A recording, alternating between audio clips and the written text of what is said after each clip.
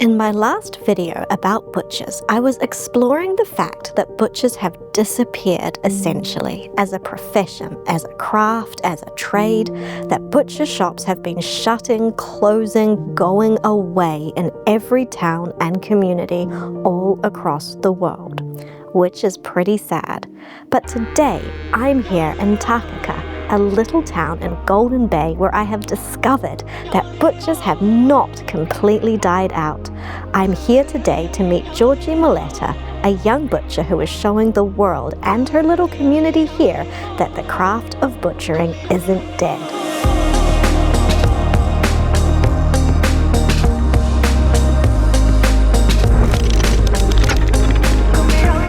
I'm here in this adorable little butcher's shop, and I'm here with Georgie, who has very kindly invited me in to tell me about what she has going on here. So Georgie, tell us about, why do you have a butcher's shop? How did this all come about for you? I've got a butcher shop because I'm a butcher. That does make sense. Yeah, and it wasn't one of those lifelong I need to do this, but it just everything came together at the right time. So we have a dual butchery, which is home kill and retail, and it just made sense to what we're always trying to do is bring the beautiful home kill animals and be able to feed everybody, your community, and it just ties in so well. Yeah.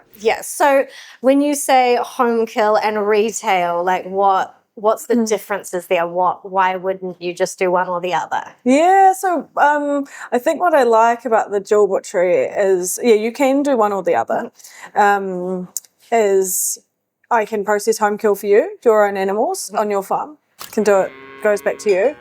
And I can do retail, so I buy from the abattoir and then I process it and sell it in the shop. Okay, cool. Speaking of the shop, this shop is not what I remember of a butcher shop from my childhood.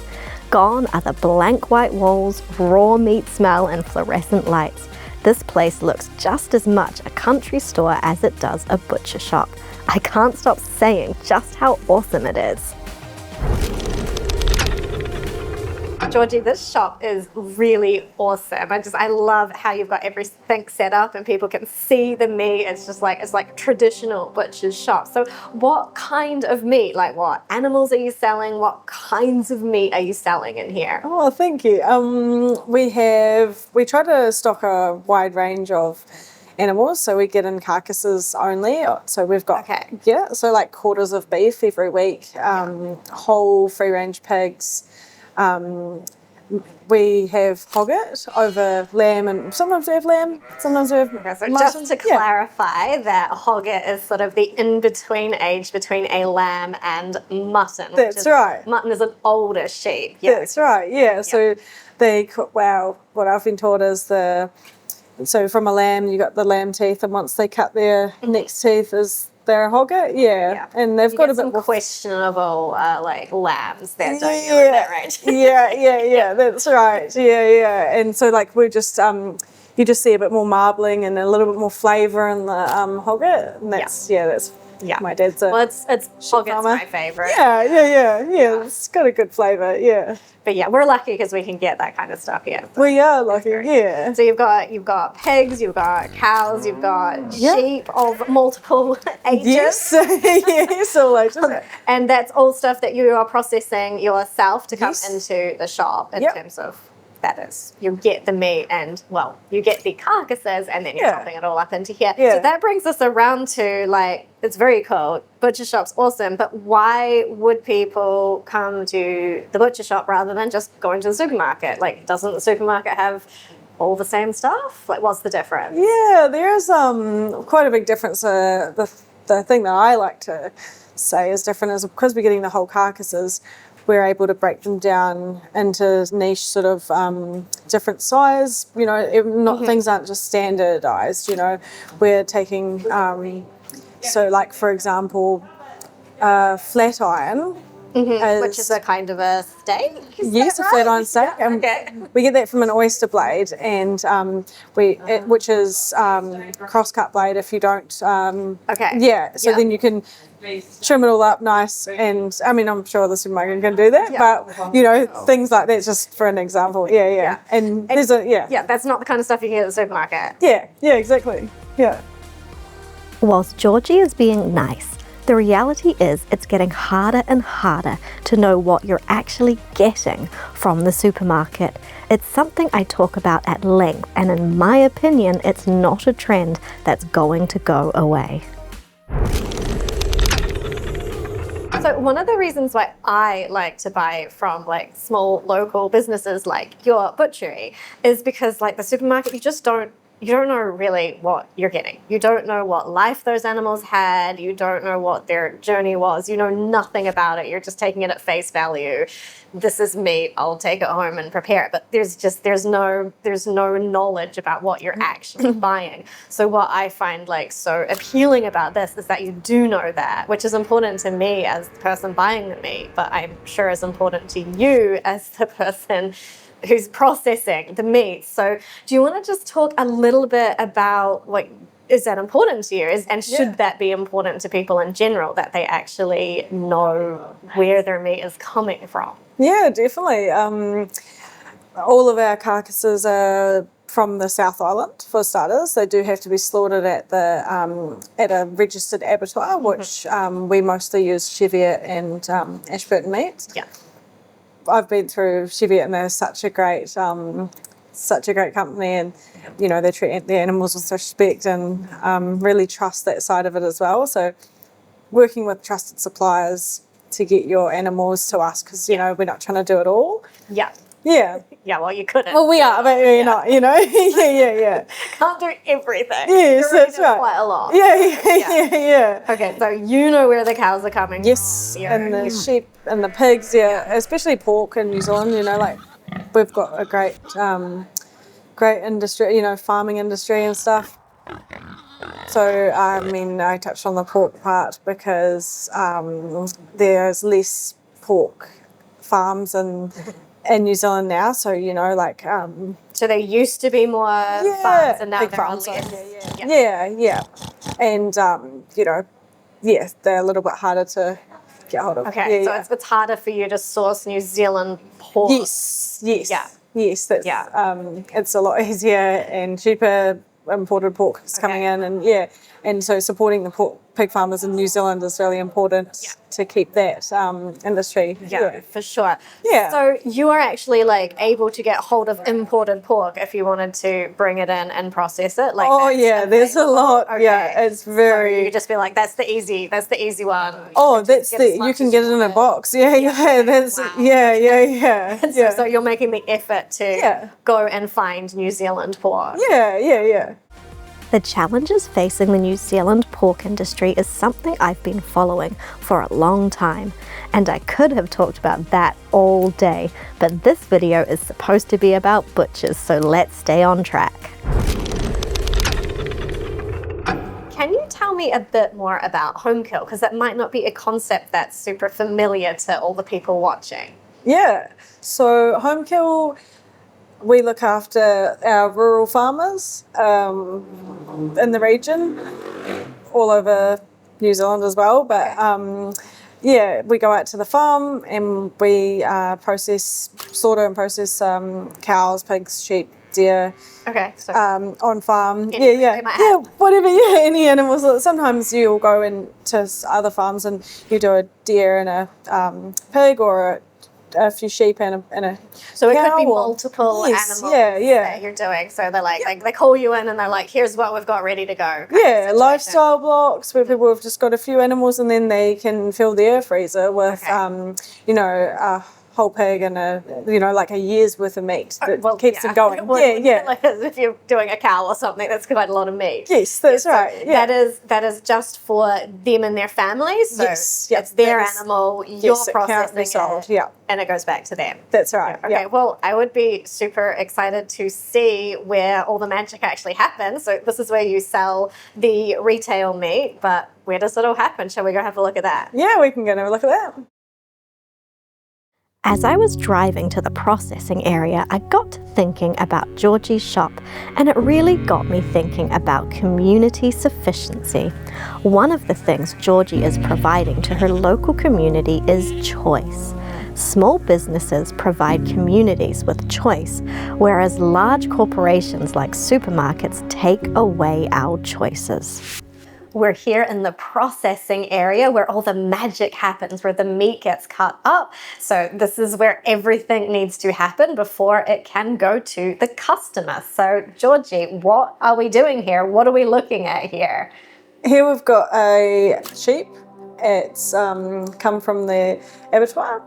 So it's a regulated Okay, so this can go into your shop. Yeah. This is a retail sale. Yeah. Awesome. Okay, and what are you gonna do with it? Like, it's a sheep. Yep. How does this turn into meat that you're gonna put in your shop? And how do you decide? Do you always cut it up the same way, or like how does it work? How do you decide your vision? Yeah. So we get a carcass sheep in every week so that we can decide. Different times of the year, you're not going to want to eat barbecue in the middle of winter? In the middle of winter, okay, not necessarily. Sense. So chops and things like that, slow cook cuts or roast. We're going to focus on that because it sells better at the shop. Okay, so wintertime roast, etc., etc. But if it was the summertime, you might cut everything into like chops for the barbecue, that kind of thing. That's so it gives you quite a lot of flexibility. Yes, okay. That is that. Yeah, that's a big reason why we like getting the carcasses. Yeah. And is this how you get all your sheep in as carcasses? Yep. And because what are the other options if you're a butcher? What are the options for getting in your meat? Yeah, so we can get that in. You can buy carcasses, or you can buy boxes of loins or legs or shoulders or already cut up. That I could just take straight out and put it in the shop. But yeah. I mean, I guess that kind of takes a bit of the fun out of it. Yeah. Like you're doing something pretty awesome and skillful. Yeah. And you can, like you said, decide what is the most appropriate thing. And I suppose you can take special orders from people if they're like, I want this thing. Yeah. And then you can make that happen. Yes, that's right. And another thing we've been doing is doing half hoggets for people to buy as a freezer filler so that they've got like all these cool little cuts. Yeah. And so if you were doing that, it's literally half the sheep, the hogget. Yeah. And then that's packed. Like what kind of cuts do you do to fill the box for Yeah. So we have a little roast. We've got the two shanks. We have a little rolled shoulder. With the trim, we make it in sausages, and so they've got a little rack, some loin chops, a little bit of mince, some leg steaks. Yeah, and you can make a lot. I think I'm gonna have to get one of those. It's really cool. Yeah, awesome. All right, well, let's have a look at turning this into the kinds of things that you sell at your shop. So show me how you get it done. Yeah, cool.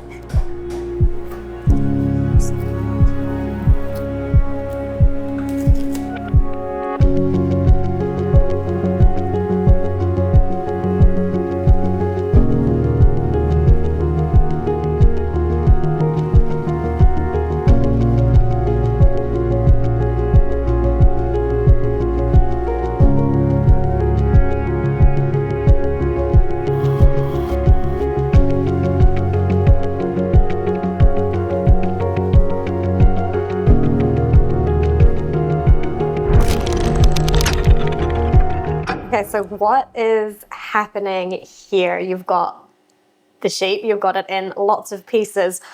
What's your process here? Like, what are all of these different cuts? Yeah, so we do half hogget boxes as a sort of sustainable way to fill your freezer. Yeah. I break it down into various chops, a nice little rack, a little roast there. I'm going to do some steaks. We're going to have some nice shanks there, like a mixture of like fast cooking, slow cooking, easy. Yeah, perfect. Yeah. So whatever you feel like on the day, you've got something to meet that. That's right, yeah. And the offcuts will be mince and sausages. And so that goes into the boxes as well? Yeah, that's right, yeah. Okay, fantastic. Well, that sounds really good because that is a question I did have is like, well, if you go to a restaurant, they only have certain cuts, right? So what happens with all the other cuts that might not be in such demand? So hogger box. Yeah. Is that something that you try to focus on? Like, how do you get all of the cuts marketed, so to speak? Like, how does that work for you? Yeah, so for the shop, we sell whole and half hogget boxes to people, but when it's just cutting for the shop, different times of the year, so like this shoulder could be, it's a banjo shoulder at the moment, but it will be, if it was left on the carcass, we could cut it into chops in the summertime, lots of grilling and barbecuing, yeah. And I suppose there's always sausages. Like, is that where a lot of the meat ends up that's not in the high demand? Like, so we sort of grade the trim as we go. So like you have leaner stuff for mince and then the fattier stuff for sausages, but it is all, there's no, it's little tidbits. It's not... You're not turning an good entire meat. shape into That's sausages. right, yeah. And the belly flaps and things like that are... Oh, I love lamb belly flaps. Oh, yeah. So good. Yeah, or the neck that's not so... Well, they are beautiful as well, but less people know about them. How to cook them. Which That's right. is something that I talked about in my previous video about butchery, is that when you are only buying stuff from the supermarket, you have no one to sort of ask advice about, like, what do I do with this thing? So is that something that you find useful for if people are coming into your shop, or with your home kill service and stuff, people can ask you, what do I do with this? What kind of cut of meat is this, and how do I cook it? Is that something you find that comes up? That's a lot of conversation that I have with all of my customers, my home kill and my retail clients, because there's a little bit of a lost way of knowing what to do with your food, how to cook it. Some people, I think it's interesting, like a roast for me is just so easy to put it in the oven or just turn it on, I'm like, oh yeah, and they're like, oh no, it's so scary to cook a roast, whereas like it's not if you know how. Exactly. So it's the confidence. That's right. In knowing how, because it could be intimidating. Like if you've only bought like chops, you've only bought lamb chops, and you're like, okay, I know how to do this, it's going to take this much time, and then you're looking at a whole leg with the bone in, and you're like, oh my gosh, want to cook this for my family, and I don't know how, and how long is it going to take, when is it ready? Boneless, So you can help. You can be like, roughly this temperature, and it's going to look like this. That's really awesome, because that is a lot of lost skill. Like my mum taught me how to cook all this stuff, and my grandma told me how to cook all this stuff. She was all about the roast meat, potatoes and roast meat. Oh my gosh, amazing. But I digress. But that is not knowledge that everyone has these days. Lots of people don't know how to cook anymore, or if they are cooking, they're cooking the quick cuts. So do you find that people are more, with your sort of like advice and being there, they're more willing to try things they're not familiar with? Absolutely, yes, definitely. Especially we have a cut list that we give our home kill customers, and if someone came and wanted to buy a retail half or whole animal, beef, sheep, pig, whatever, and it has the options, so like if people just eat a lot of mince, they want to tick all the mince on for everything into mince, and you're like, oh my gosh, don't turn that into mince. That's right, and so I quite often ask them things like, do you like a lot of slow cook cuts, or do you like on the bone cuts, and and then they're like, oh, I do like it, but I don't know how to cook it, or I do like it, but I don't know what to do with it, or I've had it in a restaurant, and and it was so good, but I could never cook that at home, and you can say, oh, that's right, you can. That's right, totally, definitely, things like shanks and shit on the bone, and things like that they're really delicious, so good, definitely, So this meat is looking amazing to me, but what sort of things are you looking at in terms of when you're judging quality? Like, do you decide that before you buy the meat? Is there like a grading system? How do you know that what you're getting, what you're preparing is good quality? That is a good question. When I buy off trusted suppliers, so they always come in, like I actually talk to them every week, and I'm like, man, that's always beautiful. And by that I mean, like there's not excess fat on it. Okay. There's generally a little bit of marbling through the loins there on a sheep. And When that's you your say flavour, yes, isn't that's it? a flavour, but Yeah. they're not over fat. You're not having to trim all of that and lose all that yield. So you're not paying for something you're going to That's trim right. off. Yeah, yeah. Nor is the Yep. end consumer. Yep. Yep. And you're not when you're cutting it, you can feel when it's tough to cut. It's, and your knives are still sharp. You know that it's That's yeah. Then you know that it's it might not be so tender to eat. So a lot of the quality is actually in the relationship that you have with your suppliers. Like you trust them to send you good quality meat. Yeah. And they're going to fulfill their end of the bargain. So then people can trust you to provide them with good quality meat. Like that's right. Little circle of trust. Shall we Yeah, say? little trust circle. That's right. Yeah. Yeah, awesome. And so that trust relationship's really important, I think, in terms of like you are providing meat for your local community, which is fantastic. But are you hearing things about like local food security? Like you're a player in this, you're providing some food for people in the community from suppliers that are relatively close by. So do you want to tell us a little bit about how you see food security and what's the picture at the moment? Yeah, well, I suppose in New Zealand we've got such a high quality of meat, sheep and beef and beef and lamb, and we tend to export a lot of our good stuff. So it is a little bit scary, but it's a bit of a shortage in beef around the show. But and so that's a shortage in terms of what is available for like you to purchase, or like for domestic supply, a shortage. Yeah. So like you're seeing a lot of Aussie beef and.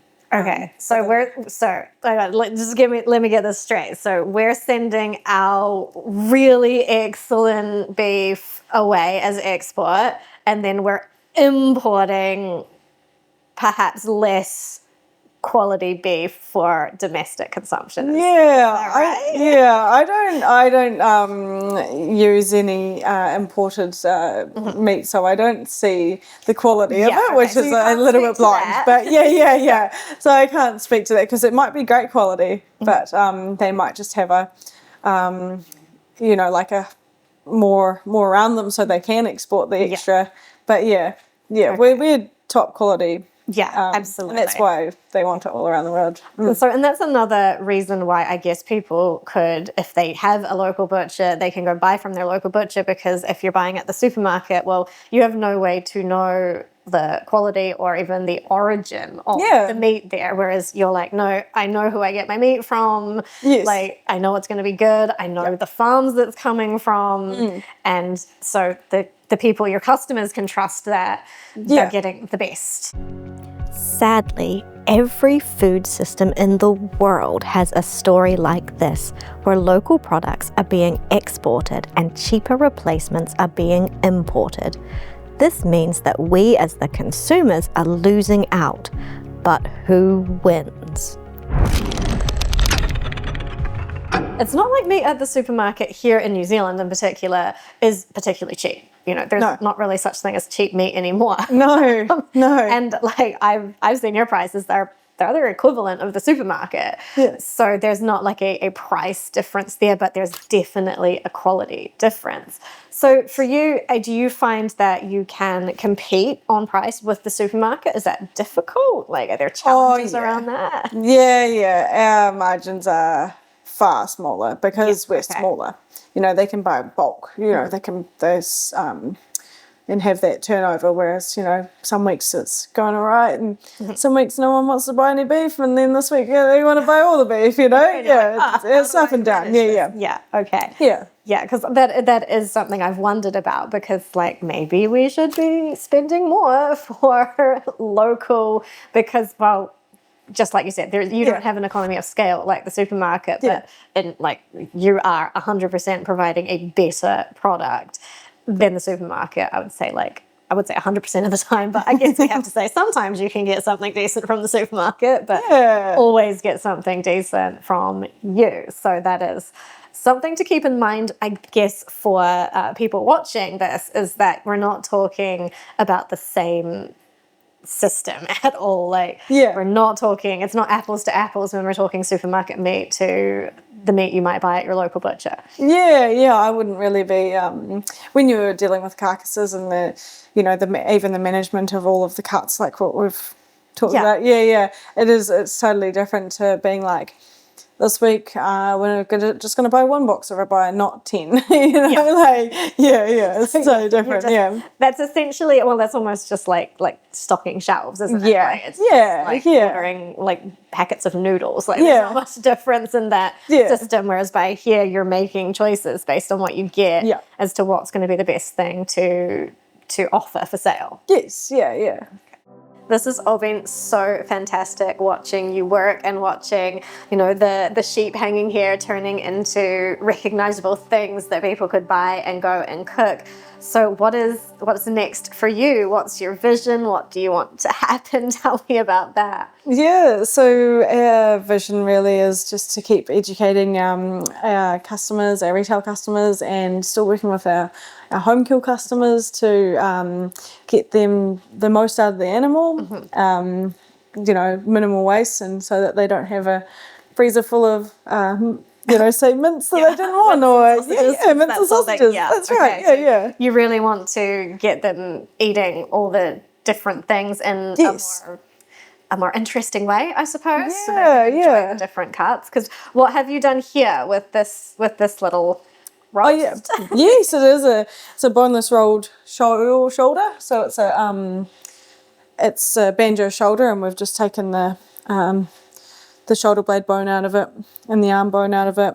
And so that's then something that people can kind of go, oh, it's a roll roast. I know what that is. I can go cook it. It's not as intimidating as this big piece of meat with a bone in it. Yes, and it doesn't have, it's more the meat groups that are in here are going to cook more even than having a shank on there as well. Yeah, and without the bone, it's going to cook nice and even. So people are going to get a good result. So you're looking for people to become more adventurous, I suppose, but also more comfortable and more willing to try different things. Yeah. So they're not intimidated by this. And that's right. Then you're going to get the whole animal used. Yes. Because there's quite a lot of wastage, isn't there? Like in a more industrialized sort of situation, there can where be. they're just making certain cuts, and some of it's going to go to, well, it's not going to get wasted entirely, but you're looking for people to want to buy the whole animal. Not just and be happy with everything. Instead of having to have that because it's the only option. Because sausages are great. I love sausages, but you don't necessarily want to turn everything into sausages. That's right. Thanks so much for having me out today and showing me all this awesome stuff. It has been so interesting, and I've definitely learned some things I didn't know before. So I'm sure you're going to do great things and achieve your vision. Thanks. So there you have it. The local butcher shop is surely not dead. So the next time you're out and about in your community, have a look to see if a shop has popped up near you.